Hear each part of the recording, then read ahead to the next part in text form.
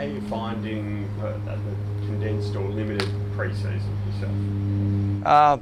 Well, it's been enjoyable. No doubt, it's been hard.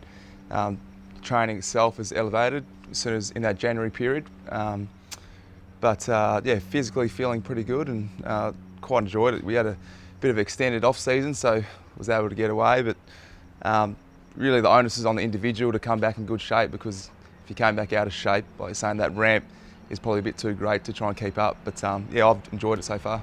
So if you've enjoyed it, does that necessarily mean Simo would be happy with how it's tracking? Yeah, well, just got to wait and see, I guess. We're starting to get into the gritty stuff now, a bit of match simulation, hopefully get intra-club out this week. So, yeah, time will tell, but the boys are, training pretty well at the moment. We've got a couple of guys on the sidelines, should be back in the next couple of weeks, but early stages, yeah, the boys are tracking pretty well. You watching the clock as to how those guys that are on the sidelines are going? Like, is there any concern there? Oh, not really. You sort of have a bit of locker room chat with them, and they're all positive. It's still another 6 weeks, I think 6-7 weeks before round one. So it's whether they get up for round one, which they're all positive that they will be. It's talking about the pre-season games where they'll get up for. But if they don't get up, it's a long year. I think ideally you want everyone fit and ready to go for round one. But if blokes don't get up for round one, it's a long year. Your season last year, Brad, you've obviously for most of your career gone under as a bit of an unheralded sort of defender, but the All-Australian recognition now, do you think that puts a bit more of a pressure or onus on you heading into this year? Oh, not really. I like to keep my game pretty simple. The work you put in throughout the week hopefully puts me in good stead to play on the weekends, but I think yeah, it was good to get recognition making that All-Australian side, but I don't think it's going to change the way I approach my footy or hopefully the way I play on the weekends. There might be probably added attention, but I think everyone in the AFL knows the way I play, and there's a lot of vision and over my career to how I play, so there's no secrets. And the back line itself might look a little bit different. The same stage that we've already heard Liam Duggan might be making a bit more of a switch into the midfield. We've got Alex Witherden joining the club. What have you made of, I guess, how the group's looking? Do you think it will be too much different than last year? I don't think it's going to be too much different. It's going to really depend on the personnel who's fit and available. Duggo spent a bit of time in the midfield this year in the pre-season, and he looks good in there. It's good to see a mullet running around the midfield. He's getting a lot of the footy and playing well. And Witherden as well in the back line is slotted in seamlessly. I think he definitely adds another string to our bow. He's elite by foot and makes some really good decisions ball in hand. So he definitely is a handy addition for the side. But in saying that, we've got a lot of depth in each position, so it's going to be, I guess, who's in form at the time to be in our best 22. The experience you've got around those guys, Brad, does it mean that you can make a switch like that, Duggan for Witherden, pretty easily and make that happen for round one? Well, I'd say it just really depends on the personnel who's fit and available. I think it's great to have blokes be able to play multiple positions. Duggo's been able to, he showed last year to say that he went into midfield and played really well and made an impact in the game. So if the game tells us and availability tells us that he's required in the midfield, we know that he can do that, and it's good for players coming through to have multiple dual roles, because you've got to be adaptable in today's game. If players go down in certain positions, you need guys to be able to cover it in game. How about Luke Edwards? Have you seen much of him in the back line, or is he mostly midfield? He's been playing a bit of mid-forward at the moment.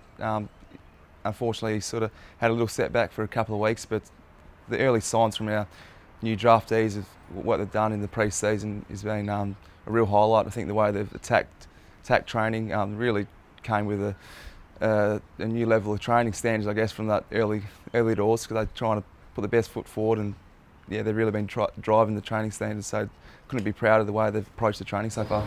So anyone who's going to push into that, some of the new guys who are going to push into the defensive unit this year, first 22. Defensive unit, was a few guys knocking on the door.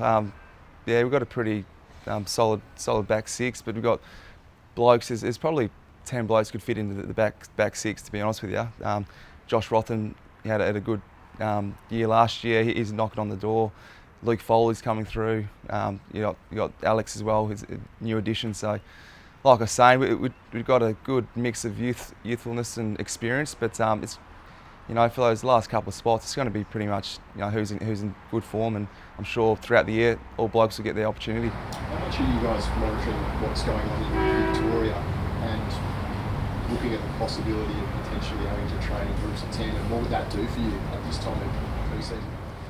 Yeah, it's yeah, you sort of feel for the Victorians, but hopefully the state adheres by all the protocols and they can, you know, get through this lockdown period. But we went through it last week. We weren't allowed to train by yourself unless you lived with another player, and which was pretty difficult. But what will be. It's sort of, you don't want to forecast in the future, but at the moment we're sort of been happy to be able to train with the group again, and hopefully get into the club this week, and then we'll worry about next week because, as we've seen for last year, you know, things change rapidly. So we'll just focus on that now at the moment. Just following on from the youngsters, Harry Edwards was one we only saw a glimpse of last year, but Simo really spoke him up. Watching the training the last couple of weeks, he's always really close to Jeremy McGovern. Seems like he's really trying to stick close and learn from him. Is he another guy that you think could really sort of establish himself? Because, I mean, the tall young key defenders that don't often come around a lot either. Yeah, absolutely. He's still dirty on me, Harry. Unfortunately knocked him out in that second quarter there. So he doesn't remember too much of his debut game, but he's a great youngster coming through. I think he's still growing at the moment. He's grown 3 or 4 centimetres the last 6 months, so he's still got a lot of developing within himself. But you see the way he reads the game, that he's going to be a pretty special player. Any key position player that's over 200 centimetres is a real asset to your footy club. So it's great that he's learning from the best. He is really, you know, like a sponge out there with Bunga, Gov and TB as well, just learning the craft of defending. So it's great to see, and like I was saying before, he'll hopefully gets his opportunity again this year. Hopefully he plays a full game. Those guys like Gov and Tommy enjoy having someone, a little young guy, following around and trying to learn off it. How do they handle that sort of leadership sort of? Yeah, they love it. They love it.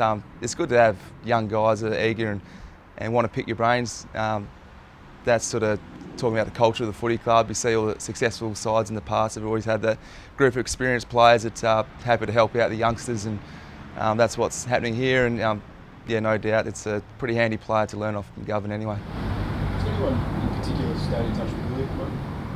Yeah, all the boys keep in contact with him, yep. Yeah, and what, just sort of keeping tabs on how he's Yeah, just keeping tabs just to see how he's going, check up on him.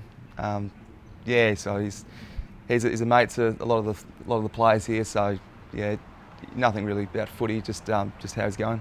Just family stuff, morale in general. Just Yeah, absolutely. It's been we all know it's been a pretty difficult time for him over the course the last couple of years. So yeah, just want to keep tabs, see how he's going, and yeah, hopefully I think the whole footy world would like to find out either way what's going on. So hopefully that can happen pretty soon.